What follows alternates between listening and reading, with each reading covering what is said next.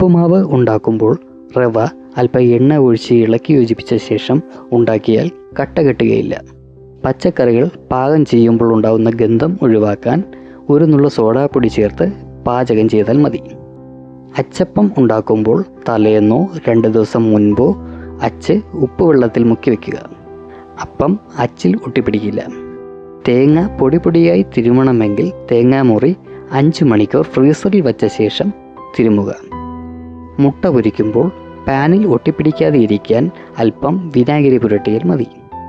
അധികം വന്ന മോര് പുളിക്കാതെ ഇരിക്കാൻ അതിൽ കുറച്ച് ഉപ്പും പച്ചമുളകും ഇട്ട് വച്ചാൽ മതി. വെളിച്ചെണ്ണ കുറച്ച് മുരിങ്ങയിലയോ പഴം മുറിച്ചിട്ടതോ ഇട്ട് മൂപ്പിച്ചാൽ എണ്ണയുടെ കനപ്പ് മാറും. പാല് ഉറവൊഴിക്കാൻ തൈരോ മോരോ ഇല്ലെങ്കിൽ 4-5 പച്ചമുളക് ഞെട്ട് ഇട്ട് വെച്ചാൽ മതി. ചീര വേവിക്കുമ്പോൾ വെള്ളത്തിൽ അല്പം ഉപ്പ് ചേർത്താൽ ചീരയുടെ നിറം മാറുകയുമില്ല, രുചിയും കൂടും.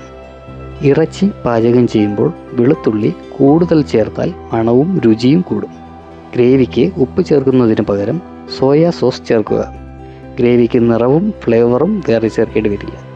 കൂൺ വിഭവങ്ങൾ അലുമിനിയം പാത്രത്തിൽ പാകം ചെയ്യരുത്. കൂൺ കറുത്തു പോകും. പാചകം ചെയ്യുമ്പോൾ വെള്ളം തിളയ്ക്കുന്നത് വരെ ഉപ്പ് ചേർക്കരുത്. ഉപ്പ് ചേർക്കുന്നത് വെള്ളം തിളയ്ക്കുന്നത് താമസിപ്പിക്കും. കായ, കിഴങ്ങ്, ഉപ്പേരികൾ മുരുമുരെ കിട്ടാൻ അവ വറുക്കുമ്പോൾ അതിനു മേലെ ഉപ്പ് വെള്ളം തിളയ്ക്കുക. ബദാം പെട്ടെന്ന് തൊലി കളയുന്നതിന് അത് ചെറു ചൂടുവെള്ളത്തിൽ 1 മിനിറ്റ് നേരം ഇട്ട് വയ്ക്കുക. കറിയിൽ ഉപ്പ് കൂടിയാൽ കുറച്ച് തേങ്ങ തിരുമ്മിയതും ജീരകപ്പൊടിയും ചേർത്തിളക്കുക. കേക്ക് ഐസിങ്ങിനും മറ്റും ഉപയോഗിക്കുന്ന ലിക്വിഡ് ഗ്ലൂക്കോസ് എടുക്കാൻ അല്പം നനവുള്ള സ്പൂൺ ഉപയോഗിക്കണം. ജെല്ലി മോൾഡ് പ്ലേറ്റിലേക്ക് കമഴ്ത്തും മുൻപ് ഏതാനും നിമിഷം ചൂടുവെള്ളത്തിൽ മുക്കുക. എളുപ്പത്തിൽ പാത്രത്തിൽ നിന്ന് വിട്ടുകിട്ടും. സാലഡിനുള്ള ലെറ്റൂസില വാടിപ്പോയാൽ അത് നാരങ്ങ നീര് ചേർത്ത തണുത്ത വെള്ളത്തിലിട്ട് 1 മണിക്കൂർ ഫ്രിഡ്ജിൽ വെച്ച ശേഷം ഉപയോഗിക്കുക. പച്ചക്കായ കൈകാര്യം ചെയ്യുന്നതിന് മുൻപ് കയ്യിലും കത്തിയിലും അല്പം എണ്ണ പുരട്ടിയാൽ കറ പിടിക്കുകയില്ല. പാസ്ത വേവിക്കുന്ന വെള്ളത്തിൽ ഒലിവ് ഓയിൽ ഒഴിക്കരുത്. കാരണം പിന്നീട് സോസ് ചേർക്കുമ്പോൾ സോസ് പാസ്തയിൽ പിടിക്കില്ല. ഇഞ്ചി വെളുത്തുള്ളി പേസ്റ്റ് ഉണ്ടാക്കാൻ 60% വെളുത്തുള്ളിക്ക് 40% ഇഞ്ചി എന്ന കണക്കിൽ യോജിപ്പിക്കുക.